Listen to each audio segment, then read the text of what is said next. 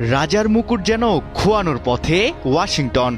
বিশ্বের সবচেয়ে ক্ষমতাবান রাষ্ট্রের তকমা কি এবার পিছু হটছে যুক্তরাষ্ট্রের কাছ থেকে, যে আমেরিকার সামরিক শক্তির সামনে বিশ্বের বাঘা বাঘা দেশও হিসাব কষে পা ফেলে, সেই আমেরিকাই নাকি ইরান যুদ্ধে হেরে গেছে এমন বিস্ফোরক দাবি করেছেন এবার খোদ মার্কিন সিনেটর।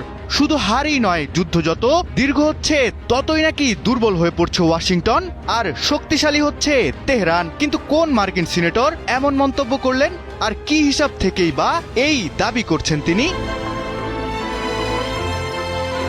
এমন বিস্ফোরক মন্তব্য করেছেন মার্কিন Democrat senator Chris Murphy. 9 August মার্কিন শীর্ষস্থানীয় টেলিভিশন চ্যানেল সিএনবিসি-কে দেওয়া এক সাক্ষাৎকারে এসব মন্তব্য করেন তিনি। প্রেসিডেন্ট ডোনাল্ড ট্রাম্প ইরানের সঙ্গে যুদ্ধে হেরে গেছেন, এতেই মুহূর্তেই নজর কাড়ে আন্তর্জাতিক গণমাধ্যমগুলোর।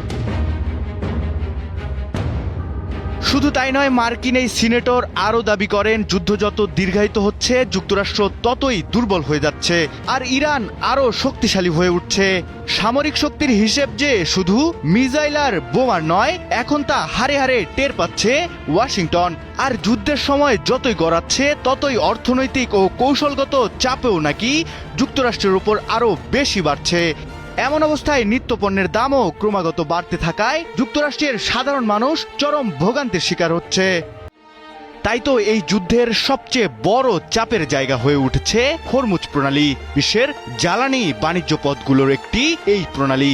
দীর্ঘ সময় এই প্রণালী অচল থাকলে তার প্রভাব যে শুধু মধ্যপ্রাচ্যে নয়, সারা বিশ্ববাজারে পড়বে। এজন্যই সিনেটের ক্রিস মার্ফি বলেছেন যুদ্ধ বন্ধ করা এবং হরমুজ প্রণালী পুনরায় খুলে দেওয়ার জন্য প্রয়োজন হলে তিনি একটি খারাপ চুক্তিকেও সমর্থন করবেন।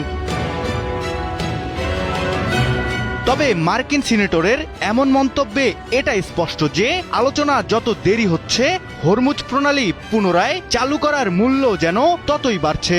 আর ওয়াশিংটনের জন্য এখন প্রশ্ন শুধু যুদ্ধে জেতা নয়, যুদ্ধ থামিয়ে কিভাবে পরিস্থিতি সামলানো যায় সেটিই এখন বড় চ্যালেঞ্জ। আর এটাও ঠিক, ক্রিস মার্ফির বক্তব্য তার ব্যক্তিগত হতে পারে।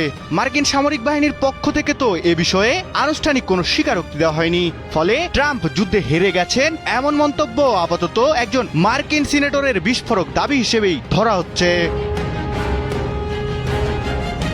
তবুও মার্কিন সিনেটরের মুখে এমন মন্তব্য নিঃসন্দেহে ভাববার বিষয়। কারণ যে ওয়াশিংটন বছরের পর বছর সামরিক শক্তি দাপটে বিশ্ব রাজনীতির কেন্দ্র ধরে রেখেছে, সেই ওয়াশিংটনের ভেতর থেকেই এখন প্রশ্ন উঠেছে, ইরান যুদ্ধ কি সত্যি আমেরিকার শক্তি বাড়াচ্ছে, নাকি উল্টো যুদ্ধের বোঝাই যেন দুর্বল করে দিচ্ছে যুক্তরাষ্ট্রকে?